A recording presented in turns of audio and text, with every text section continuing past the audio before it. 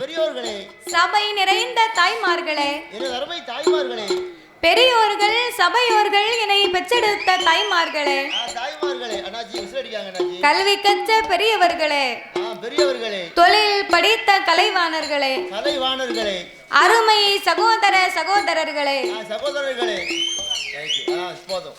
வருங்கால மாணவ செல்வங்களே, வாலிபர் இளம் சிங்கங்களே, அதாவது இந்த வல்லநாடுமான நகரத்திலே மக்களை காத்து ரட்சித்து என்றென்றைக்கும் கிருபையோடு குலவிருந்து வரக்கூடிய என் நம்பிகை அங்கையர்கண்ணி அகிலாண்ட கோடி பிரம்மாண்ட நாயகி அருள்மிகு என் தாயாகப்பட்ட மாரியம்மன் திருவாலயம் இந்த ஆலயம், மாரியம்மன் திருவாலயம் அப்பேற்பட்ட இந்த அம்மாளுடைய திருவாலயத்திலே ஆடி மாத கொடை விழா பெரும் விழாவாகவே நடந்து வருகின்றது.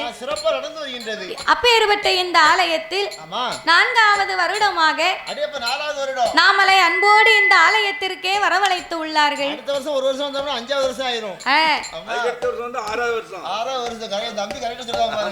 ஆமா, வருஷம் வருஷம் வந்துகிட்டே இருந்தா ஏறிக்கிட்டே தான் போ, வருஷம் குறையவா செய்யும்.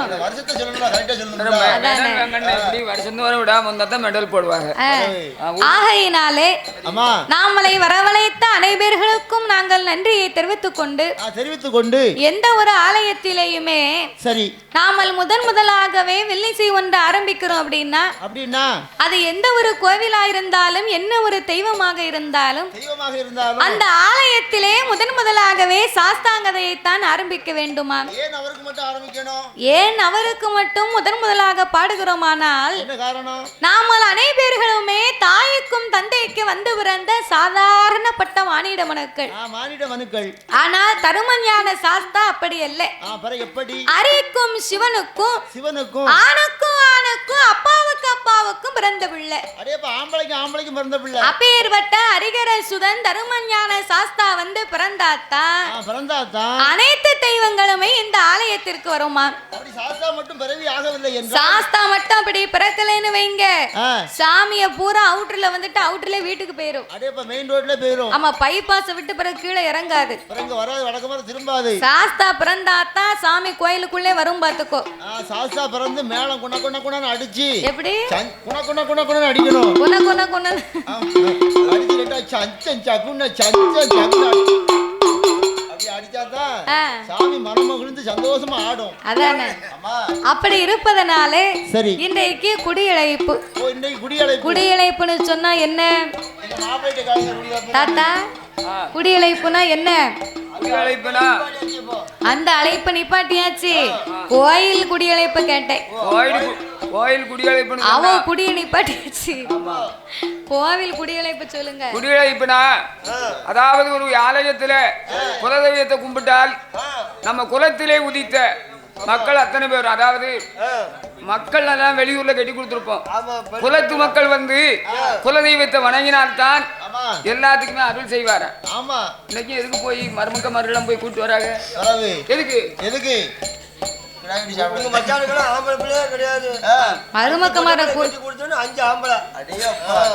அப்படி இருப்பதனாலதான் அதுக்கு குடியழைப்புன்னு பேரு. சொந்த பந்தங்களை உற்சார் உறவினர்களை மாதிரி எங்க ஊர்ல கோவில் கூட வச்சிருக்கோம், வில்லு வச்சிருக்கோம், மேள வச்சிருக்கோம், கரகாட்ட வச்சிருக்கோம், முளப்பாரி இருக்கு, மாவளக்கு இருக்கு. எல்லாரும் இங்க குடும்பத்தோட வாங்க, அன்னதானம் இருக்கு, நல்லா சாப்பிடுங்க அப்படின்னு குடியில் உள்ள மக்களை அழைக்கிறோம் பாத்தீங்களா?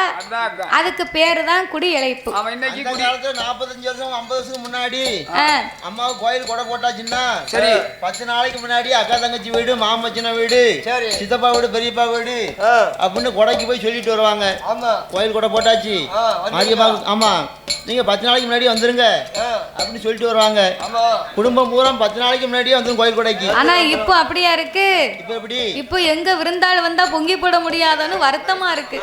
பொங்கி போட முடியாதுன்னா ஒரு கிலோ அரிசி 85 ரூபா 90 ரூபாய் இருக்கு. அரிசி கிலோ எவ்வளவு? 100 ரூபா வரைக்கும் விக்கி. அது மட்டும் இல்ல, வாங்கி போடுதாப்லயா இருக்கு.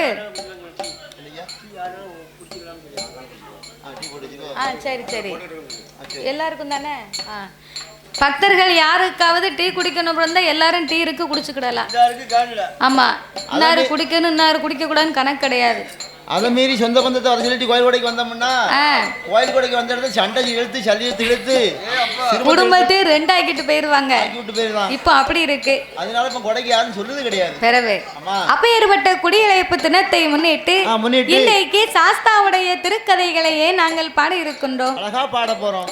பாடும் பாட்டிலே பழுது குச்சங்கள் இருந்தாலும் சொல் குச்சங்கள், இசை குச்சங்கள், கதை குச்சங்கள், கதையிலே பொருள் குச்சங்கள், சாரீர குச்சம் குறை இருந்தாலும் சரீர குச்சம் குறை இருந்தாலும் சாரீரத்தில் ஒரு குற்றம் இருந்தாலும் எங்களுடைய சரீரத்தில் ஒரு குற்றம் இருந்தாலும் எங்கள் ஆட்கள் அடி தாளங்களில் ஒரு குறைகள் இருந்தாலும் முன் சொல் பின்னால் இருக்கலாம், பின் சொல் முன்னால் இருக்கலாம்.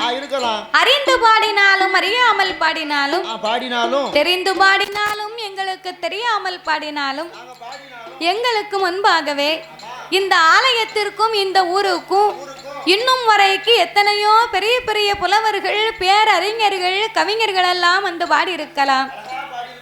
ஆன போதிலும் அடியால் நான் ஒரு சிறு குழந்தை, உங்கள் வீட்டு பிள்ளையாகிய நான் மாதவி, என்னால் தெரிந்தளவு என் சிற்றறிவுக்கு எட்டியவாறே உங்கள் முன்னால் நான் பாடுகின்றேன்.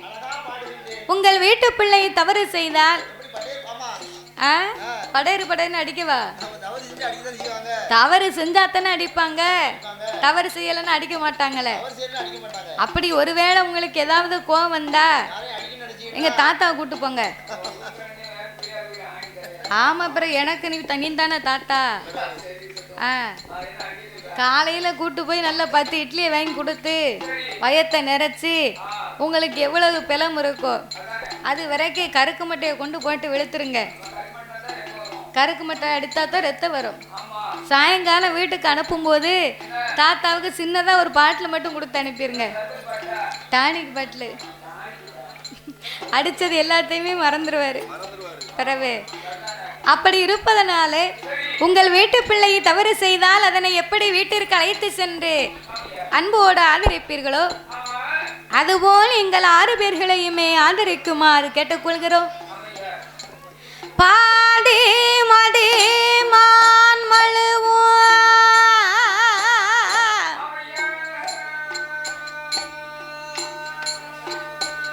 கங்கையோடு பாம்பணிந்து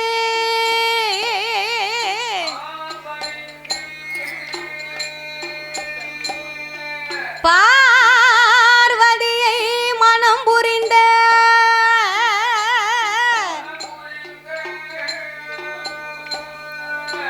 ஆதி சிவன் மோகமது கலிதமாகி அச்சுதன் என் பெருமான் இருகரத்தினால் எந்த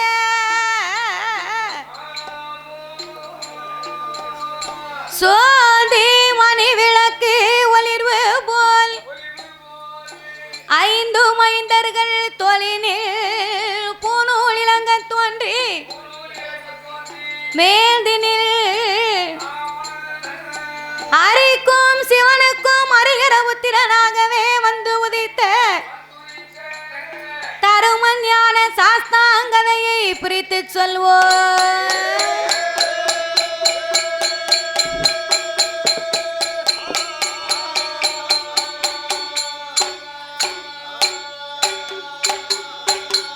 தானாகிய பொன்னு வெள்ளி கைலாஸ், தானாகிய பொன்னு வெள்ளி கைலாஸ், ஐயோ கைலாக அங்கே தற்கே சிவமானும் குருவி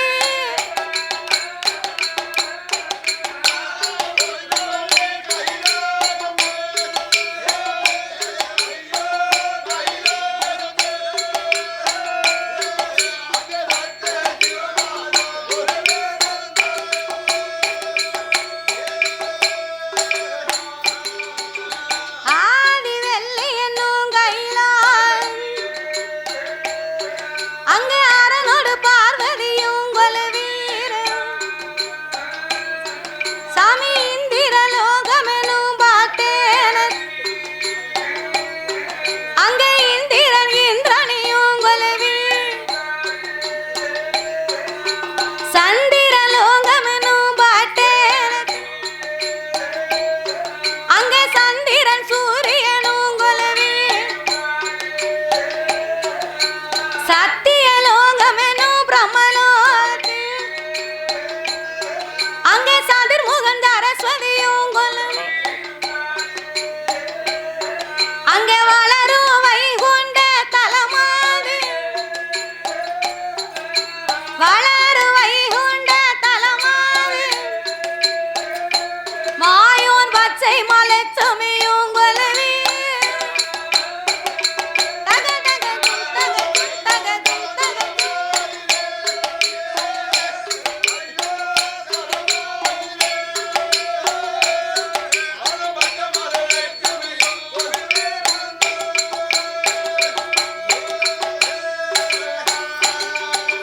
முற்பத்து ஒரு கோடி தேவர்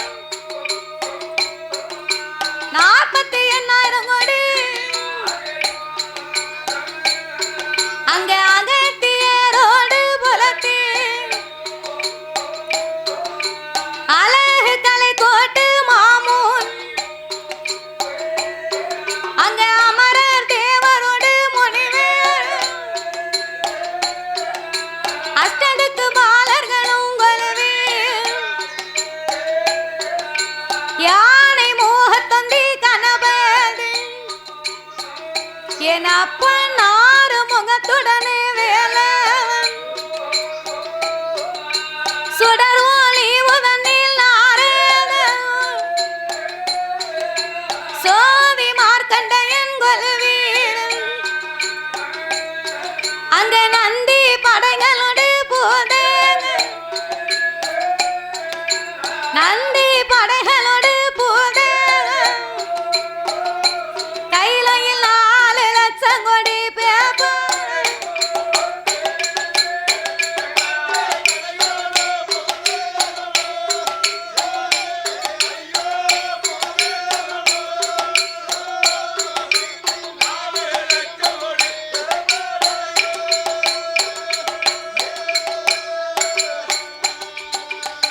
அப்பேற்பட்ட இறைவன் வாழும் அந்த கைலாச வாசலில் ஆண்டவனாகிய சாட்சாதி சிவபெருமானோடு இறைவனோடு இன்னும் யார் யாரெல்லாம் கொலைவிருந்து வருகின்றார்கள். ஆகாயத்தில் சூரியனும் ஆகாயத்தில் சூரியன் அன்புகுலி சந்திரன் ஆகாய வாணியோடு கங்காதேவி கொலுவிரன்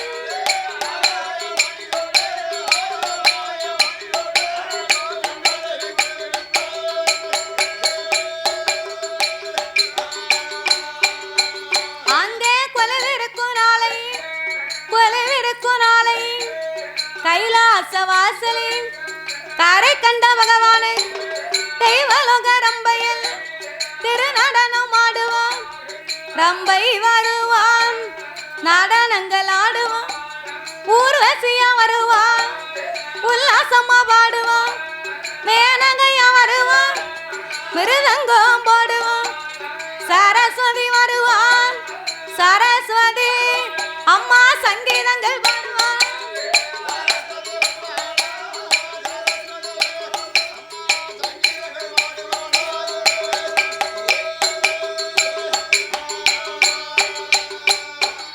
அப்பேர்பட்ட இறைவன் வாழும் அந்த கைலாச வாசலில் ஆண்டவனாகிய சாட்சாதி சிவபெருமானோடு யானை தோல் போர்வையும் புலித்தோல் ஆசனங்களோடு சக்தியோடு ஆண்டவன் கையிலே கொலுவிருந்து வருகின்றார். அப்படி கொலுவிருக்கும் இறைவனாகிய சிவபெருமான் 14 உலகத்தையும் இறைவன் படைத்து 224 புவனங்களையும் ஆண்டவன் படைத்தார்.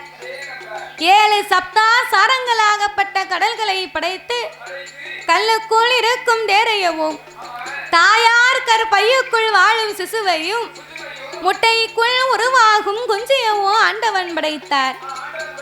ஓர் அறிவு முதல் 6 அறிவு படைத்த நாமலை போன்ற மானிட மக்களை படைத்து சிறிய உயிர் சித்தரொம்பும் பெரிய உயிர் மத யானையவும் படைத்தார். மரம் செடி கொடி பயிர் புல் பூண்டு இலை தாவரங்களோடு ஆடு மாடு கன்றுகாடைகள் அதனையும் படைத்து இப்படியாகவே படைத்த உலகத்தில் இதற்கெல்லாம் முக்கியமாகவே ஆண்டவன் உலகத்தை படைத்தார். உலகம் என்று சொன்னா என்ன தெரியுமா? அதலை சுதலை ஆதிப்பாதாள உலகம். தவளை முதல்ல நண்டுலாம் தண்ணிக்குள்ள இருக்குமியா. அதலை சுதலை ஆதி பாதாள உலகம்னா என்ன? அதலை என்று சொன்னால் அது ஆகாய உலகம், தெய்வ கைலாயம். சுதலை என்று சொன்னால் நாமல் அனைவர்களும் வாழக்கூடிய இந்த மத்தியலோகம்.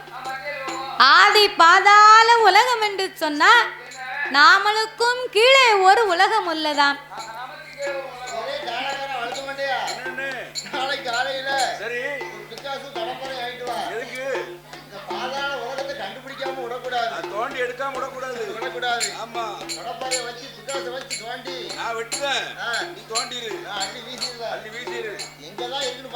ரெண்டு பேரும் அள்ளி வீசிட்டேன்னா நல்லா வீசுதியட போட்ட மம்பட்டிய புடுங்க பெலம் இல்ல இவ வெட்டி வீச போறாவலாம்.